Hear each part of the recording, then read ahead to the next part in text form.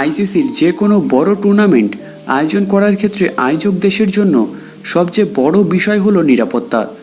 কারণ বিশ্বকাপের জন্য অসংখ্য তারকা ক্রিকেটার এক জায়গায় আসেন এবং বিভিন্ন দেশের নাগরিক খেলা দেখার জন্য এক জায়গায় উপস্থিত হন।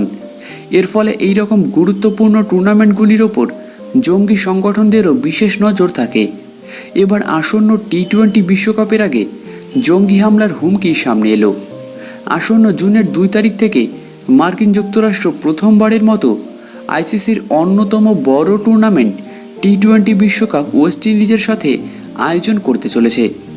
এই টুর্নামেন্টে ভারতীয় দল গ্রুপ এতে মার্কিন যুক্তরাষ্ট্র, কানাডা, পাকিস্তান এবং আয়ারল্যান্ডের সঙ্গে অবস্থান করছে।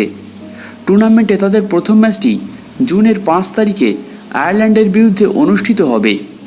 এরপর ভারতীয় দল 9 জুন নিউ ইয়র্কে পাকিস্তানের বিরুদ্ধে মাঠে নামবে। এই ম্যাচ ঘিরে এখন থেকেই বিশ্বজুড়ে ক্রিকেট প্রেমীদের মধ্যে উৎসাহ লক্ষ্য করা যাচ্ছে। তবে এবার ভারত পাকিস্তান ম্যাচে আইএসআইএস লোন উলফ আক্রমণের হুমকি দেওয়ায় নিরাপত্তার জন্য কর্তৃপক্ষ বিশেষ নজর দিচ্ছে। জঙ্গি সংগঠনটি ভিডিও এবং পোস্টারের মাধ্যমে ভারতের গুরুত্বপূর্ণ ম্যাচটি উল্লেখ করে ড্রোন হামলারও ইঙ্গিত দিয়েছে। উল্লেখ্য, ভারত বনাম পাকিস্তানের ম্যাচটি নবনির্মিত নাসাউ কাউন্টি আন্তর্জাতিক ক্রিকেট স্টেডিয়ামে আয়োজন করা হয়েছে।